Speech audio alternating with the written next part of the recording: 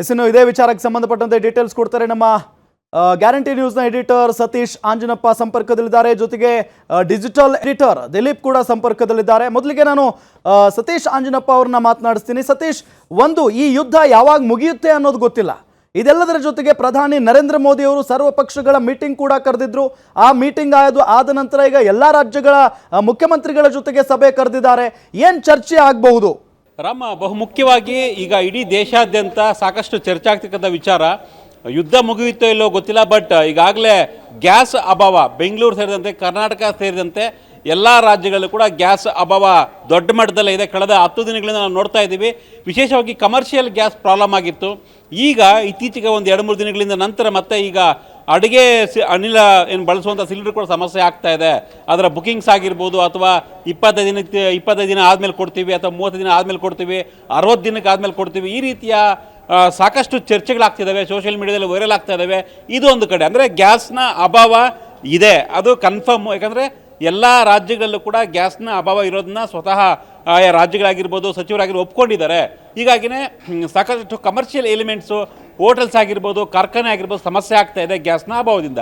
ಇದ್ರ ಜೊತೆಗೆ ಈಗ ಕಳೆದ 2 ದಿನಗಳಿಂದ ನಾವು ನೋಡ್ತಾ ಇದ್ದೀವಿ ಸೋಷಿಯಲ್ ಮೀಡಿಯಾದಲ್ಲಿ ಸಾಕಷ್ಟು ಪೆಟ್ರೋಲ್ ಮತ್ತು ಡೀಸೆಲ್ ಕೂಡ ಅಭಾವ ಜಾಸ್ತಿ ಆಗ್ತಾ ಇದೆ. ಕೃತಕ ಅಭಾವನ ಸೃಷ್ಟಿ ಮಾಡ್ತಾ ಇದ್ದಾರೆ, ಅಥವಾ ನಿಜಕ್ಕೂ ಕೂಡ ಅಭಾವ ಇದೆಯಾ, ಪ್ರಾಬ್ಲಮ್ ಆಗ್ತಾ ಇದೆಯಾ ಪೆಟ್ರೋಲ್ ಡೀಸೆಲ್ ಅನ್ನೋ ಒಂದು ಚರ್ಚೆ ಆಗ್ತಾ ಇದೆ. ಅದು ಕರ್ನಾಟಕ ಸೇರಿದಂತೆ ನಾವು ನೆರೆಯ ಆಂಧ್ರ ಮತ್ತು ತೆಲಂಗಾಣದಲ್ಲಂತೂ ಕೂಡ ತುಂಬ ದೊಡ್ಡ ಮಟ್ಟದಲ್ಲಿ ವಿಡಿಯೋಗಳನ್ನು ವೈರಲ್ ಆಗಿತ್ತು. ನೀರು ತುಂಬಿಸುವಂಥ ಕೊಳಗಾಗಿರ್ಬೋದು ಅಥವಾ ಬಿಂದಿಗೆ ಆಗಿರ್ಬೋದು, ಅಲ್ಲೆಲ್ಲ ಪೆಟ್ರೋಲ್ ಡೀಸೆಲನ್ನು ತುಂಬಿಸ್ಕೊಂಡು ಹೋಗ್ತಿರ್ತಕ್ಕಂಥ ದೃಶ್ಯಗಳಾಗಿರ್ಬೋದು, ಕಿಲೋಮೀಟರ್ ಗಟ್ಟಲೆ ಜನ ಬಂಕ್ ಮುಂದೆ ಕ್ಯೂ ನಿಂತಿರೋ ದೃಶ್ಯಗಳಾಗಿರ್ಬೋದು, ಇವೆಲ್ಲವೂ ಕೂಡ ದೊಡ್ಡ ಮಟ್ಟದಲ್ಲಿ ಇಂಪ್ಯಾಕ್ಟ್ ಆಗ್ತಾ ಇದೆ. ನಿಜಕ್ಕೂ ಕೂಡ ಏನಾಗ್ತಾ ಇದೆ, ಜನ ಪ್ಯಾನಿಕ್ ಆಗ್ತಿದ್ದಾರೆ, ದಿನೇ ದಿನೇ ಪ್ಯಾನಿಕ್ ಆಗ್ತಾ ಇದ್ದಾರೆ. ಹೀಗಾಗಿ ಎಷ್ಟೇ ಕೇಂದ್ರ ಸರ್ಕಾರ ಎಷ್ಟೇ ಒಂದು ರೀತಿಯ ಸಮಜಾಯಿಸಿ ಕೊಟ್ಟರು, ಸ್ಪಷ್ಟನೆ ಕೊಟ್ಟರು, ಸದ್ಯಕ್ಕೆ ಪೆಟ್ರೋಲ್ ಮತ್ತು ಡೀಸೆಲ್ ತೊಂದರೆ ಇಲ್ಲ. ಇನ್ನೂ 60 ದಿನಕ್ಕೆ ಆಗುವಷ್ಟು ದಾಸ್ತಾನು ನಮ್ಮಲ್ಲಿ ಇದೆ, ಸ್ಟೋರೇಜ್ ಇದೆ. ಹಾಗಾಗಿ ನೋ ವರಿ ಅನ್ನೋ ಒಂದು ಮಾತನ್ನು ಸ್ವತಃ ಕೇಂದ್ರ ಸರ್ಕಾರ ಹೇಳಿತ್ತು. ಆದರೂ ಕೂಡ ಜನ ನಂಬ್ತಾ ಇಲ್ಲ. ಈ ರೀತಿಯ ಪ್ಯಾನಿಕ್ ಜಾಸ್ತಿ ಆಗ್ತಾನೇ ಇದೆ. ಈ ನಿಟ್ಟಿನಲ್ಲಿ ಆಯಾ ರಾಜ್ಯಗಳ ಸಿಚುಯೇಷನ್ ಏನಿದೆ, ಈಗ ಎಕ್ಸಾಂಪಲ್ ಕರ್ನಾಟಕದಲ್ಲಿ ಏನಿದೆ, ಸಿಚುಯೇಷನ್ ಯಾವ ರೀತಿ ಇದೆ ಅನ್ನೋದನ್ನು ತಿಳ್ಕೊಬೇಕು ಅನ್ನೋ ಕಾರಣಕ್ಕಾಗಿಯೇ ಎಲ್ಲ ರಾಜ್ಯಗಳ CMಗಳ ಜೊತೆ ಈಗ ಮೀಟಿಂಗನ್ನು ಫಿಕ್ಸ್ ಮಾಡಿದ್ದಾರೆ ಪ್ರಧಾನಿ ನರೇಂದ್ರ ಮೋದಿ ಅವರು.